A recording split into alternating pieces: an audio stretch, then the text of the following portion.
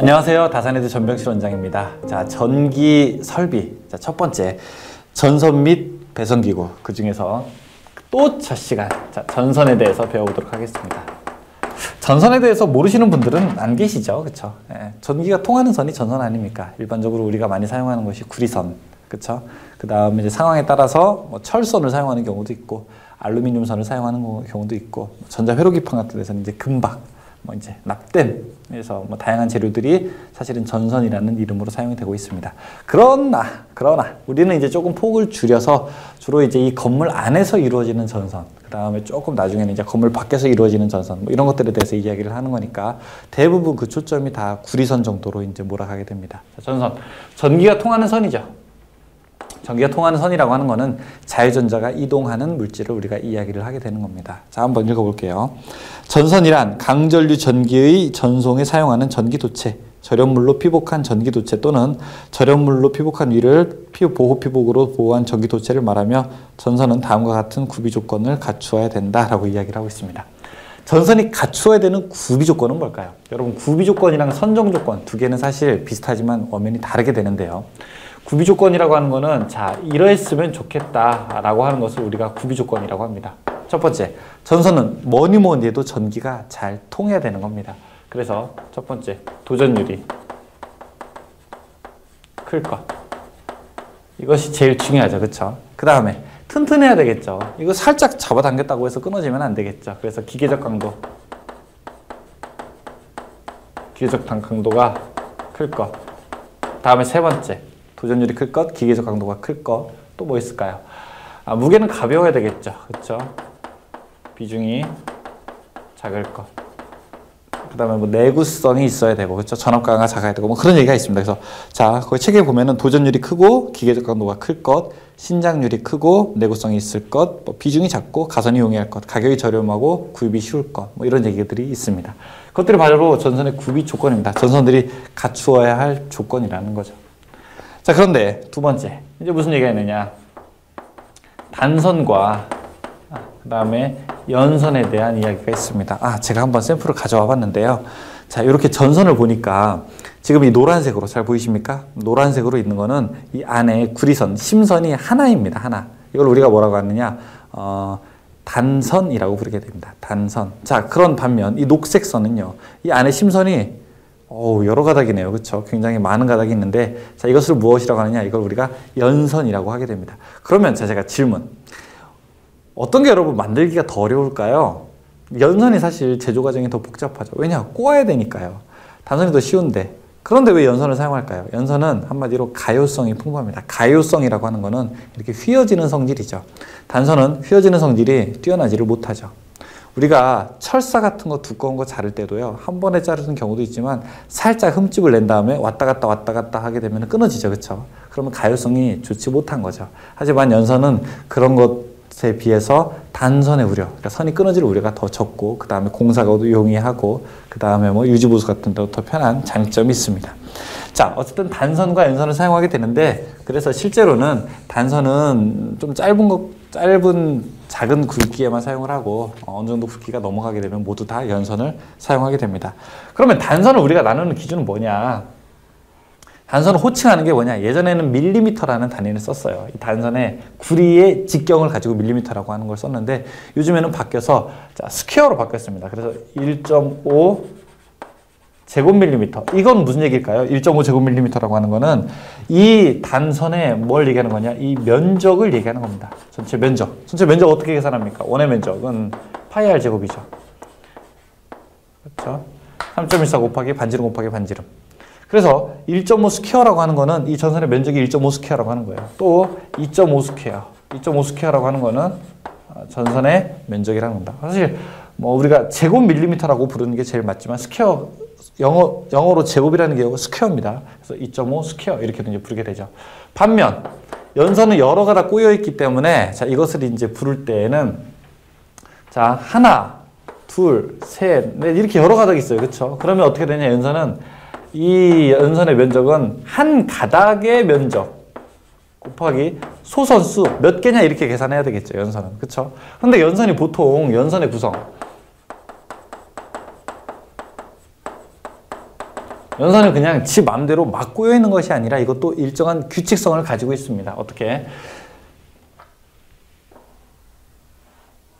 이걸 중심소선이라고 한번 해보겠습니다. 중심소선. 중심소선을 일단 기준으로 하고요. 여러분 와이어 로프 같은 거 아세요? 꼬여 있잖아요. 그렇죠? 근데 막 꼬여 있는 게 아니죠. 일정한 규칙성을 가지고 있다고요. 중심소선을 기준으로 6의 배수로 증가하게 됩니다. 한 층이 늘어날 때마다. 그래서 껍데기 1층으로 껍데기를 싼다라고 하면 6개. 하나, 둘, 셋, 넷, 다섯, 여섯 개죠. 그 다음에 또 2층이 된다. 그러면 이제 6의 배수니까 6에 12개. 하나, 둘, 셋, 넷, 다섯, 여섯, 일곱, 여덟, 아홉, 열, 열하나, 열둘, 이렇게 12개죠. 그렇죠? 그래서 1 더하기 6 더하기 12 더하기 6, 3, 18 더하기 이렇게 쭉쭉쭉 가게 되는 겁니다. 그래서 1층일 때는 몇 가닥일까요? 1 더하기 6 해서 7가닥이 되는 거고요. 그 다음에 2층 구조로 되어 있다. 2층 구조면은 하나, 둘, 셋, 넷, 5개가 이렇게 직선으로 5개가 포개져 있는 거랑 똑같죠. 2층일 때는 하나, 둘, 3개를 더하게 되면요. 19가닥이 되고요. 그 다음에 3층이다 라고 하면은 37가닥. 4층이다 하게 되면은 61가닥이 됩니다. 여기가 이제 플러스 24 해가지고 요거 이제 기억하셔야 됩니다. 2층일 때 19가닥, 3층일 때 37가닥, 3, 3, 7 이러고 기억해 두시면 좋죠. 자, 그 얘기가 밑에 이제 있죠. 경동선과 연동선 뭐 이런 얘기도 있습니다. 연선에 이제 있고 그 다음에 세 번째 경동선과 연동선이 있죠.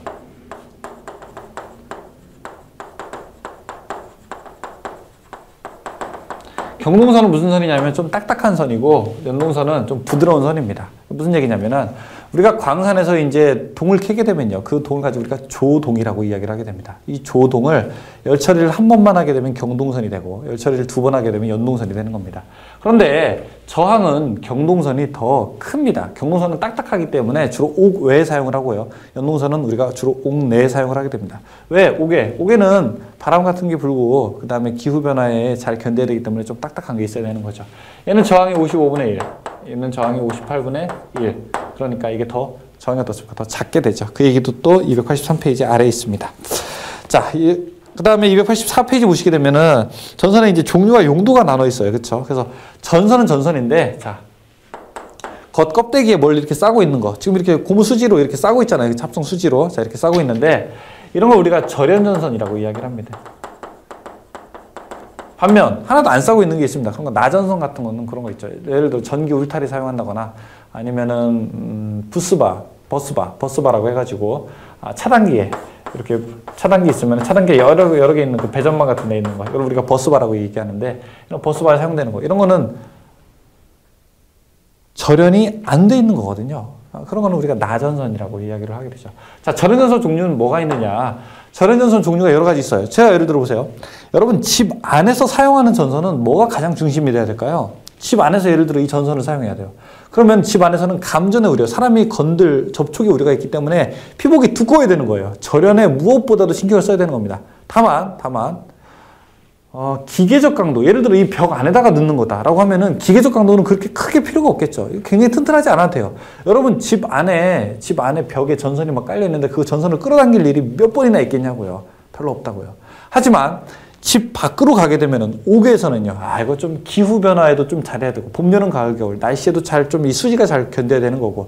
하지만 전주 위에 있는 거 사람이 건들 우려는 별로 없죠. 그렇죠? 그래서 각각 사용하는 곳마다 조금씩 다르게 해야 되는 겁니다. 우리 자동차도 뭐 승용차도 있지만 뭐 SUV도 있는 거고 버스도 있는 거고 그렇죠? 뭐 화물차도 있는 거고 여러 종류가 있듯이 전선도 여러 종류가 있다는 겁니다. 거기 한번 보죠.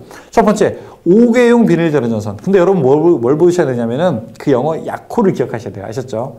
영어 약호. 아웃도어 와이어라고 해서 5개용 비닐 절연 전선은 OW라고 합니다. OW.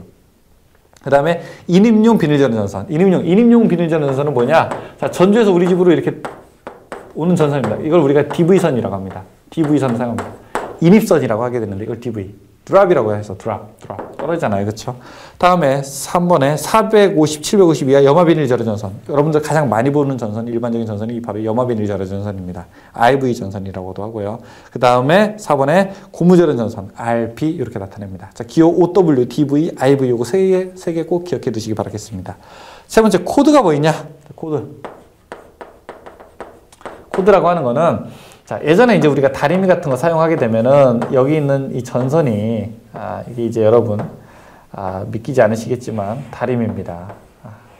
다리미입니다. 이 다리미를 사용하는데 이 다리미가 이 천 같은 걸로 이렇게 피복이 돼 있는 거를 여러분 본 적 있으십니까? 혹시?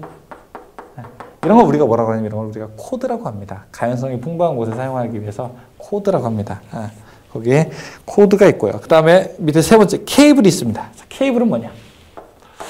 케이블이라고 하는 거는 옷을 한 겹 입은 게 아니라 두 겹 이상 입게 된 겁니다. 예를 들어 자, 전선이 있다. 이 전선에 뭘로 하나 이렇게 둘러싸고 뭘로 또 하나 이렇게 둘러쌌다. 케이블이죠. 혹은 여기 전선이 있다. 전선이 있다. 자, 서로 각자 옷을 따로따로 하나씩 입고 그 다음에 또 합쳐서 옷을 입었다. 이런 거 우리가 이제 보통 다 케이블이라고 이제 부르게 됩니다. 케이블은 또 그 종류가 굉장히 여러 가지입니다. 밑에 한번 볼게요. 자, 전력 케이블은 전선을 고무, 비닐 등으로 절연하고 연피가 연이 나변자입니다. 납껍데기입니다. 연피, 강대, 외장 및 알루미늄 테이프로 외장을 한 것이다. 이렇게 되어 있습니다. 그래서 혹시 통신용 케이블 보게 되면은요, 잡음이 들어오는 것을 막기 위해서 막 앞에 무슨 비닐 같은 것도 있고, 은박지 같은 것도 있고, 여러 개 있다고요. 그렇죠? 다 왜? 필요하니까 다 집어넣게 되는 거죠. 자, 우리가 이제 케이블 이름을 할 때는 뭐뭐 절연, 뭐뭐 시스 이런 말이 나오게 됩니다. 자, 이건 무슨 얘기냐면은 이 앞에 있는 절연은 무슨 재료로 그 전선을 절연했으며 이거는 어떤 것이 시스, 껍데기를 나타내느냐 그런 얘기예요. 그러면 첫 번째는 비닐 절연, 비닐 시스라고 하는 거는 비닐로 절연하고 비닐로 겉에를 둘러싼 것 이렇게 이제 우리가 알 수 있는 겁니다. 그래서 이걸 우리가 비닐이 영어로 알파벳 V가 약호잖아요. 그래서 VV 케이블이라고 합니다. 이거 별표 제일 많이 나오는 겁니다. 비닐 절연. 그 다음에 고무절연 클로로플랜 시스, 그 다음에 가교 폴리에틸렌 절연, 비닐 시스 케이블. 자, 3번도 별표 하나 해주십시오. CV 케이블. 그 다음에 4번 미네랄 인슐레이션 케이블인데 이거는 지금은 잘 안 나오고 나중에 여러분 기사할 때 기사에서 조금 강조가 될 겁니다. 다음에 이제 캡타이어 케이블 있죠. 공장, 광산, 농장 등에서 이동용 전기기계 기구 및 이와 유사한 용도로 사용된다. 도체 위에 절연 피복을 하고 그 위에 외장을 한 케이블로서 내마모성, 내충격성, 내굴곡성, 내수성이 있다. 이렇게 우리가 이야기를 합니다. 캡타이어라는 재료로 사용하게 되는 겁니다. 타이어 재료 있잖아요. 고무 그 재료를 사용한다는 거예요. 근데 그 종류가 여러 개 있어요.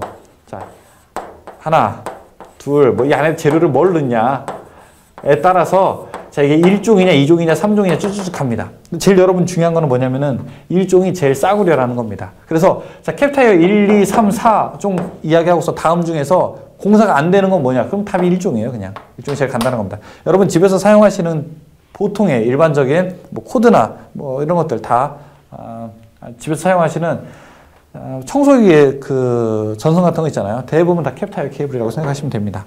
거기 이제 캡타이어 케이블 종류가 있죠. 3번에 허용 전류. 자, 읽어볼게요. 전선 및 케이블의 허용 전류는 피복 절연물의 종류, 도체의 굵기, 시설 조건 등에 의하여 결정되는데 이것은 온도가 어느 정도 이상 상승하면 절연체의 절연을 약화시켜 전선으로서의 기능을 다하지 못하기 때문에 그렇다라고 이야기합니다. 저 앞에서 우리가 전선의 구비 조건 봤어요. 그러면 전선의 선정 조건은 뭘까요? 선정 조건.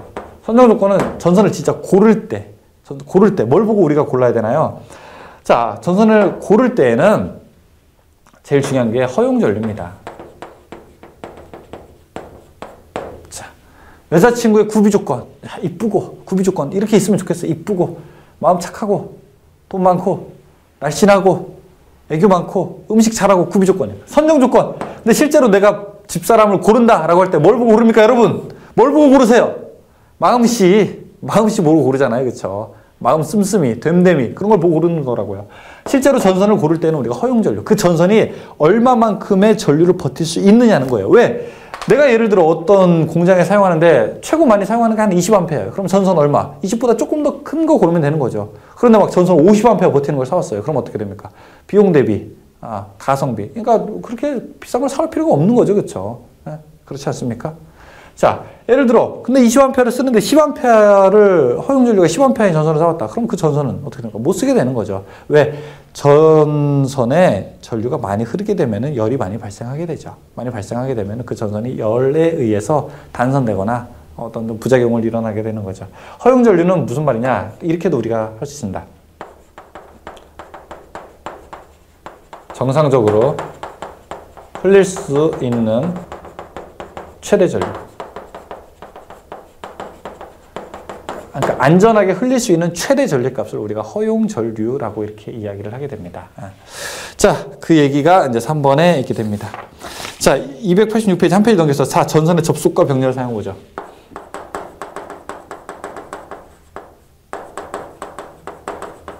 전선을 사용하다 보면은 전선이 조금 짧을 때가 있죠. 그때 짧을 때 이으는 게 있는데 여러분 어떻게 이으십니까? 그냥 이렇게 두 개 해가지고 이렇게 막 꼬아버립니까? 두 개 그냥 이렇게 꼬아버려요. 이걸 우리가 뭐라고 하냐면은 쥐꼬리 접속이라고 합니다. 근데 이 쥐꼬리 접속은 노출된 데서 사용하면 안 됩니다. 이 쥐꼬리 접속은 어디서 사용이 가능하느냐? 쥐꼬리 접속은 오직 박스 안에서만 가능합니다. 박스. 박스라고 하는 거는 정크션 박스를 얘기하는 겁니다. 정크션 박스. 그러니까 관과 관이 만나는 곳, 그러니까 전선의 접속이 허용된 곳에서만 이 방법을 사용할 수 있습니다. 그 다음에 와이어 커넥터라고 하는 것들 이렇게 이제 캡 같은 걸로 이제 둘러싸게 되는 거죠. 왜 그러냐? 얘는 힘이 하나도 없어요. 쥐꼬리 접속은 그냥 당기게 되면은 금방 풀어지게 됩니다. 그래서 노출된 곳에서 사용하시면 안 돼요. 왜요? 노출된 곳에서 사용을 했다가 혹시 사람이 딱 걸려서 이게 만약에 풀어지게 되면요, 그 자체가 뭐예요? 살인무기잖아요. 살인무기. 칼보다 더 무서운 거죠, 이거는. 그렇죠? 그러니까 쥐꼬리 접속은 일반적으로 사용하면 안 되고, 우리가 전선을 접속할 때 지켜야 할 때 거 먼저 한번 얘기를 해볼게요. 자, 어떤 걸 지켜야 되느냐? 첫 번째, 기계적 강도. 기계적 강도가 80% 이상 유지가 돼야 됩니다. 그러니까 만약에 전선이 100kg을 버틸 수 있다라고 하게 되면은, 이 전선이 100kg, 인양 강도가 100kg이라고 하게 되면은 전선을 접속하면은 몇 kg? 100kg보다는 못하겠죠. 그래도 몇 킬로? 80kg 이상은 버텨야 된다는 얘기입니다. 자, 이 얘기는 무슨 얘기랑 똑같냐? 시험 문제에서는 헷갈리라고 이 말 잘 나옵니다. 80% 이상 유지하라고 하는 거는 20% 이상 감소시키지 말아라, 이 얘기랑 똑같은 거죠. 이해되십니까? 두 번째, 전기 저항을 증가시키지 말아라. 전기 저항이 증가시키면 안 되죠. 전선을 대충 접속하는 게 아니라 여러 번 꼬는 거죠. 전선과 전선이 만나는 면적을 넓게 하는 거죠.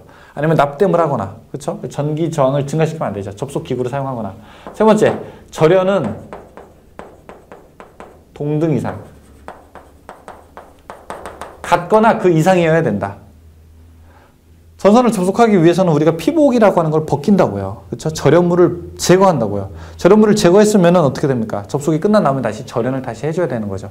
절연 테이프 같은 걸로. 절연 테이프도 약간 이렇게 좀 당겨서 조금 약간 늘어난다는 느낌이 있을 때 이렇게 감아야지 더 좋은 겁니다. 그래서 충분히 감아야 돼요. 충분히. 왜요? 동등 이상으로 해야 되니까. 같거나 오히려 그것보다 나아야 되는 겁니다. 이게 전선에 접속할 때 지켜야 할 사항입니다. 근데 여기서 혹시 시험 문제는 요게 이제 두 가지가 잘 나오죠. 요거 이제 두 가지가 잘 나옵니다. 밑줄 하나 치시고. 자, 거기 이제 뭐 4번에 뭐 장력 얘기가 있고, 그 다음에 5번에 트위스트 접속, 브리타니아 접속이 있는데 무슨 얘기냐면 전선의 접속의 대표적인 방법이 두 가지가 있습니다. 하나는 트위스트. 꽈배기라는 뜻이죠. 하나는 브리타니아. 브리타니아도 이야기하는데, 트위스트 접속은 뭐냐? 트위스트 접속은 6제곱밀리미터 이하의 가는 선을 사용할 때 쓰는 방식입니다. 가는 전선, 얇은 전선. 브리타니아는요, 10스퀘어 이상의 굵은 전선. 딱 이름을 봐도 트위스트, 왠지 막 가늘고 가볍고 이러 보이지 않습니까? 브리타니아 어떻습니까? 좀 굵고 뭔가 무게가 있고 막 이렇지 않습니까? 트위스트 접속은 뭐냐면은 전선 두 개를 서로 마주 본 다음에 서로 꼬는 겁니다. 이렇게. 이걸 트위스트 접속이라고 이야기합니다. 일반적인 전선의 단선 접속에서 많이 사용하는 방식입니다. 브리타니아는 전선이 두껍다고 했잖아요. 그렇죠? 두꺼우니까 서로 꼬지를 못해요. 그래서 두 개를 그냥 일단 포개요. 포갠 다음에 조인트 선이라고 하는 선으로 여기를 이제 감아주는 방식입니다. 이걸 우리가 브리타니아 접속이라고 이야기합니다. 여러분 보실 때 6, 10 이 숫자보다는 가는 전선, 얇은 거는 뭘로 하냐라고 하면 트위스트. 그러니까 얼마보다 가는 거, 얇은 거는 뭘로 하냐는 트위스트. 얼마보다 굵은 거는 뭘로 하냐라고 하면 뭐예요? 브리타니아. 이렇게 이제 외우시는 게 더 좋다고 볼 수 있습니다. 거기 이제 그림에도 나와 있네요. 트위스트 접속이 나와 있게 되네요. 그렇죠? 자, 그 밑에 전선의 병렬 사용이라고 되어 있습니다. 전선의 병렬 사용. 전선의 병렬은, 자, 여기 예를 들어 플러그가 있으면은 전선이 한 가닥 가는데 이 한 가닥이 아니라 여기서 전선을 두 가닥으로 같이 가자. 왜냐하면 내가 가지고 있는 전선이 허용 전류가 작아서 한 가닥으로 안 되니까 두 가닥 갈다. 근데 이 두 가닥 갈 때는 되게 조심해야 돼요. 왜냐하면은 한쪽이 예를 들어 끊어지거나 한쪽이 저항이 커버리게 되면 다른 쪽이 부담이 너무 커서 다른 쪽까지 전선에 이상이 생기게 됩니다. 거기 이제 한번 읽어볼게요. 그냥 살짝 읽어보겠습니다. 1. 동일한 도체, 동일한 굵기, 동일한 길이일 것. 뭐 하나 다 같아야 된다는 얘기예요. 두 번째, 같은 극의 각 저항은 동일한 터미널 로그에 완전히 접속할 것. 3번에 전류 불평형을 초래하지 않도록 할 것. 4번에 전선 각각에는 퓨즈를 장치해서는 안 되면 퓨즈를 장치할 경우에는 공용 퓨즈로 할 것. 5번, 여기가 이제 중요합니다. 1, 2, 3, 4번보다는 5번에 병렬로 사용하는 각 전선의 굵기는 동선이 50 스퀘어 이상 또는 알루미늄이 80 스퀘어 이상으로 하고, 자, 여기다 밑줄. 동선일 때는 얼마예요? 구리선일 때는 50 스퀘어가 넘을 때만 사용한다. 그 다음에 알루미늄선일 때는 80 스퀘어 이상일 때만 사용한다. 자, 이것만 이제 기억해 주시기 바라겠습니다. 자, 그럼 문제 한번 풀어볼까요? 네, 문제 한번 보겠습니다. 1번. 1.6mm 19가닥의 경동연선의 바깥 지름은 얼마큼이냐 물어보고 있습니다. 자, 19가닥이라고 하면은 몇 층 구조일까요? 2층이죠, 2층. 2층이면은 여기 중심 수선이 있고 위로 하나, 둘, 밑으로 하나, 둘. 그럼 선 하나가 얼마? 1.6. 그러면 총 5개가 있으니까 1.6 곱하기 5 하면 얼마입니까? 8mm죠, 8mm. 답 4번. 2번. 연선 결정에 있어서 중심 수선을 뺀 층수가 2층이다. 수선의 총 수는 얼마인가? 2층이면 몇 가닥입니까? 19가닥. 3번. 3번. 5개용 비닐 절연 전선의 약호는 5개용은 뭐죠? 아웃도어 와이어 OW. 3번. 4번 전선 약호가 CNCVW인 케이블의 품명은 뭐냐? W라고 하는 거는 수밀성, 물에 견딜 수 있다라는 겁니다. 그래서 1번 동심 중성선 수밀형 전력 케이블. 5번 해안지방의 송전용 나전선에 가장 적당한 것은 해안지방에서는요 가장 중요한 건 뭘까요? 염분이에요. 그래서 해안지방에 사실 전주도 자주 청소를 해줍니다. 완금 같은 거 부식이 잘 돼요. 그래서 여러분 해안지방 가서 어디 트럭 같은 거 있거나 쇠 같은 거 있으면 한번 이렇게 잘 보세요. 그러면은 부식이 엄청 쉽습니다. 왜요? 염분에 의해서. 그래서 알루미늄선은 좀 안 좋고 동선을 사용하게 됩니다. 6번 폴리에틸렌 절연 비닐 시스 케이블의 약호는 무엇입니까? 폴리에틸렌 절연 비닐 절연 시스 에틸렌 비닐 EV. 3번. 7번 공칭 단면적 8스퀘어 되는 연선의 구성은 소선의 지름이 1.2mm일 때 소선수는 몇 가닥으로 되어 있는가 물어봅니다. 이 문제가 자주 안 나올 것 같은데 또 2014년에 또 이렇게 한번 나왔어요. 그렇죠? 자, 근데 계산하지 말자고요. 원래 어떻게 계산해야 됩니까? 전체 면적은 한 가닥의 면적 곱하기 개수. 그렇죠? 그럼 이 한 가닥의 면적은 어떻게 됩니까? 파이 아래 제곱 해가지고 반지름 곱하기 3.14한 다음에 뭐 가닥해서 전체 구해야 되는데 그렇게 하지 말자고요. 왜? 일단 연선의 구성에서 소선의 가장 적은 개수가 1층일 때인데 몇 가닥입니까? 7가닥이죠. 그 다음에 19, 그 다음에 3층일 때 37가닥이죠. 가장 작은 건 몇 가닥이라고요? 7가닥. 다른 가닥 없다고요. 답 몇? 4번 7가닥. 8번 IV 전선을 사용한 옥내배선 공사 시 박스 안에서 사용되는 전선 접속 방법. 박스 안에서는 뭐예요? 쥐꼬리 접속. 그래서 박스 안에 쥐가 있다 이렇게 외우시면 좋습니다. 박스 안에서 쥐가 있다. 9번 정션 박스 내에서 전선을 접속할 수 있는 것은 접속할 수 있는 게 뭡니까? 정션 박스 안에서 아까 쥐꼬리 접속 가능하다고 했죠. 쥐꼬리 접속한 다음에 뭐를 이렇게 해야 돼요? 와이어 커넥터라고 하는 그 캡을 이렇게 씌워줘야 되는 거죠. 3번이죠. 와이어 커넥터. 10번 전선 6스퀘어 이하의 가는 단선을 접속할 때 가는 거 뭐죠? 트위스트. 2번 문제 많이 나왔죠. 보십시오. 화려합니다. 11번 전선의 접속 방법 중에서 트위스트 접속의 용도는 얇은 거 가는 전선일 때 얼마 이하의 가는 단선일 때 몇 번? 1번 6스퀘어 이하의 단선. 22번 10스퀘어 이상의 굵은 단선의 분기 접속. 굵은 거는 뭐죠? 굵은 거 브리타니아. 아까 딱 얘기했었죠. 가는 거 트위스트, 굵은 거 브리타니아. 13번 절연전선 상호간의 접속에서 옳지 않은 것은 무엇입니까? 납땜, 슬리브, 와이어 커넥터. 4번의 굵기가 6스퀘어 이하인 것은 브리타니아? 아니죠. 얼마 이하인 것은 뭐예요? 트위스트죠. 4번이죠. 14번. 다음 중 단선의 브리타니아 직선 접속에 사용되는 것은 자, 브리타니아 직선 접속. 두 개를 포갠 다음에 여기다가 꼬아주는 선. 이 선 이름 뭐라고요? 조인트 선이라고 했었죠. 1번이죠. 15번. 다음 중 나전선 상호간 또는 나전선과 절연전선 접속 시 접속 부분의 전선의 세기는 일반적으로 얼마 유지해야 됩니까? 몇 프로 이상 유지해야 돼요? 80% 이상 유지해야 되는 거죠. 1번이고요. 16번. 단선의 브리타니아 직선 접속 시 전선 피복을 벗기는 길이는 전선 지름의 약 몇 배인가? 20배. 자주 나오는 문제는 아닙니다. 17번. 나전선 상호를 접속하는 경우 일반적으로 전선의 세기를 몇 % 이상 감소시키지 말아야 됩니까? 자, 80% 이상 유지해라. 이 얘기는 뭐예요? 20% 이상 감소시키지 말아라. 이 얘기랑 똑같은 거죠. 그쵸? 답은 3번이죠. 18번. 나전선 상호 또는 나전선과 절연전선 캡타이어 케이블 또는 케이블과 접속하는 경우 바르지 못한 것은 무엇이냐 물어보고 있습니다. 쭉쭉 가는데 4번에 알루미늄 전선을 5개 사용하는 경우에는 트위스트 접속을 할 것. 알루미늄 선은 딱딱하기 때문에 트위스트 접속이 제대로 이루어지지 않습니다. 4번은 관계없어요. 알루미늄 선은 접속기를 사용해야 됩니다. 19번 다음 중 전선의 접속 방법에 해당되지 않는 것은 무엇입니까? 두 번째 직접 접속. 이거는 접속 방법은 아니에요. 접속의 형태죠. 그렇죠? 2번은 관계없습니다. 20번 옥내에 2개 이상의 전선을 병렬로 사용하는 경우 동선은 각 전선의 굵기가 몇 스퀘어 이상이어야 하는가 물어봅니다. 동선일 때는 얼마? 50. 알루미늄 선은 80 이상일 때 사용해야 되겠죠. 네, 여기까지 해서 우리가 전선에 대한 간단한 것과 문제를 한번 풀어봤습니다. 쉽죠? 그렇죠? 설비는 여러분에게 2가지를 요구합니다. 하나, 명칭. 두 번째, 법규. 명칭은 그거 이름이 뭐냐, 뭐 어떻게 되냐, 어떻게 되냐, 어떻게 되냐. 명칭은 그럼 지켜야 할 사항이 뭐냐, 그때 몇 미터 떨어뜨려야 되느냐, 몇 배 해야 되느냐, 뭐 이런 거예요. 그렇죠? 법규가 외우기 조금 어렵습니다. 어렵고 명칭은 여러분들이 몇 번 좀 읽어보게 되면은 쉽게 알 수 있습니다. 공부 잘하는 방법. 제가 이거 한번 말씀드려야 되겠다. 예전에 제가 EBS 보니까 서울대생들이 이렇게 공부한다고 하더라고요. 자, 서울대 간 학생들이. 문제가 여러분 1번, 2번, 3번, 4번, 5번 이렇게 쭉 있습니다. 그렇죠? 쭉 있으면은 여러분들이 이걸 가지고 이제 3분, 3가지로 나눌 수 있어야 됩니다. 3가지로 나눌 수 있어야 돼요. 뭐냐?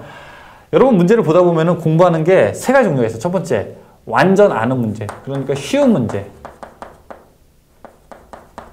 야, 이거는 내가 2번 물어봐도 10번 물어봐도 10번 다 맞출 수 있어. 이런 문제들이 있다고요. 그쵸? 조금 전에 이야기한 거, 뭐 트위스트 접속 이런 것들. 두 번째는 어떤 문제? 아리까리한 문제.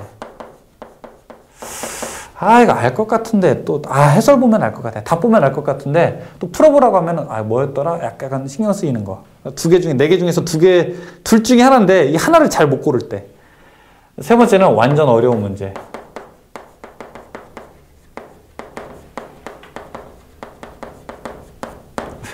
여러분 자격증 공부는 뭘 자격증 공부라고 할까요? 제가 자격증 공부는 여러분 60문제 중에서 36개 맞추는 겁니다. 반 조금 더 맞추는 거예요. 근데 공부하시는 분 중에 막 공부한다고요. 쉬운 문제도 있고 아리까리한 것도 있고 완전 어려운 것도 있죠. 근데 이런 분들 내가 오늘은 이거를 그냥 하루 종일 끝내야 되겠다. 되게 어려운 문제 막 사인 코사인 나오고 막 루트 나오고 막 어려워요. 완전 어려운 문제에 매몰돼 가지고 이 한 문제를 하루 종일 하시는 분들 뭐 이틀 동안 하시는 분들 이거 안 되는 겁니다. 자격증 공부라고 하는 거는 뭐냐면요. 아리까리한 문제를 쉬운 문제로 만들어 가는 걸 우리가 자격증 공부라고 하는 겁니다. 누가 얘기했어요? 제가 이야기하는 거예요. 제가. 여러분이 시험 문제에다가 3가지 표시가 돼 있어야 돼요. 여러분 딱 책을 펼쳤을 때 제가 책 좀 한번 보세요 라고 딱 이야기했을 때 여러분 책에는 3가지 표시해요. 첫 번째 쉬운 문제. 이건 더 이상 볼 필요가 없어요. 아리까리한 문제. 이거는 한쪽에다 이렇게 딱 칠해져 있어야 됩니다.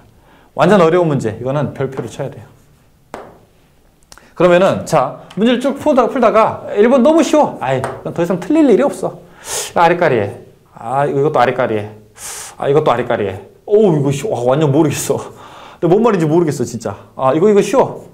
이거 아리까리해. 보통 어떤 게 제일 많을까요? 보통 여러분이 공부를 본문을 3번 정도 봤다라고 하면은 아리까리한 게 제일 많습니다. 한 쉬운 문제 20%, 60%, 20% 이 정도 될걸요. 그러면 지금부터 뭘 해야 되느냐? 자, 다음부터 딱 책을 펼 때는 이 문제를 풀 필요가 없는 거예요. 쉬운 문제를. 왜? 이거는 시간 낭비예요. 시간 낭비. 그러니까 지금 트위스트 접속 완벽하게 이해를 했는데 또 다음 문제 또 트위스트를 그러니까 문제를 여러 번 보세요라고 하는 문제가 그 문제를 계속 읽어보라고 하는 게 아니라 쉬운 문제를 더 이상 보지 말고 다른 문제로 넘어가야지 시간을 줄일 수가 있죠. 관련도 문제 풀 때도 똑같습니다. 이건 보지 말자고요. 더 이상 이 문제는. 그러면 이제 이거 해보는 거죠. 아리까리한 거. 이거 한번 다시 한번 풀어보자. 뭔 말인지 모르겠어. 도대체 내가 이 부분은 뭔 얘기를 하는지 하나도 모르겠어 라고 하면은 그러면 이제 그때 이제 해당되는 동영상을 조금 더 보시는 거고 보충해서 보시는 거고 이제 알겠어. 그럼 여기 X 치는 거죠. 이제 이것도 더 이상 볼 필요가 없어요. 3번 푸는 거예요. 내가 또 이것도 아직까지 정리가 안 돼. 그럼 4번 보는 거예요. 이제 좀 알겠어. 그럼 이제 X 치는 거죠. 별표 이거 완전 어려운 거예요. 이거 넘어가. 그래서 이것도 이제 넘어가고 그 다음에 이거 이제 모르겠어. 그럼 다음에 또 볼 때는요. 이제 3번이랑 7번이 아리까리한 거잖아요. 그렇죠? 그럼 아리까리한 것들을 계속 이제 치는 거죠. X가 다 쳐졌으면 그때 한번 시간이 되면 그럼 한번 어려운 거 있는데 한번 요거 도전해볼까? 이렇게 이제 넘어가는 겁니다. 아셨죠? 그러니까 꼭 여러분이 공부하다가 이거 쭉쭉쭉 가다가 완전 어려운 거 있다고 해가지고 뭐 사인 코사인 막 어려운 거 나왔다고 해서 야 수학책 사야 되는 거 아닌가? 그래서 어디 중고서점 가서 수학책 하나 사야 되는 거 아니야? 어디서 수학 강의 듣고 있다라고 하면 그분 자격증 절대 못 땁니다. 안 돼요. 사실 기사 같은 경우에도 미분적분이 나와요. 미분적분이 나오는데 보통 2회에 한 번 정도 나온다고요. 그럼 1년에 나올 확률이 몇 % 되는 겁니까? 두 번 반 정도 되니까 30%가 채 안 돼요. 그것 때문에 막 미분적분을 공부하고 계시는 분들이 계신다니까요. 아유, 그러면 안 된다니까요. 일단 보는 겁니다. 일단 보는 거. 더 문제는 뭐냐면은 쉬운 거. 이거 내가 계속 봐도 아는 건데 계속 그 문제 똑같이 계속 푸시는 분들. 절대 그렇게 하면 안 되고 앞으로 아리까리한 것들을 쉬운 문제로 만들어가는 과정. 뭐가 공부라고요? 아리까리한 것들을 어떻게 한다? 쉬운 걸로 만들어 간다. 이게 여러분들에게 필요한 공부가 되는 겁니다. 아셨죠? 이렇게 하게 되면 60개 중에서 몇 개? 36개 맞출 수 있어요. 60개 중에서 36개. 왜? 수미한가로 하면은 이거 국가기술 자격이 요구하는 점수가 몇 점입니까? 60점 아닙니까? 수미한가로 하면 뭐예요? 양이에요. 양. 그러니까 여러분께서 꼭 공부하실 때도 보시고 설비는 또 특히 이게 또 잘 통한다고요. 설비는 쉬운 거 아니면 아리까리한 겁니다. 완전 어려운 건 없어요. 그러니까 여러분이 설비를 한번 또 문제를 뒤에 풀어보실 때 그렇게 나름대로 체크를 하셔가지고 아 내가 아리까리한 것들을 오늘 좀 정리해야 되겠다 그래서 체크를 하셔가지고 여러분이 학습에 진취월장하시길 바라겠습니다. 자 설명 여기서 마치겠습니다. 수고하셨습니다.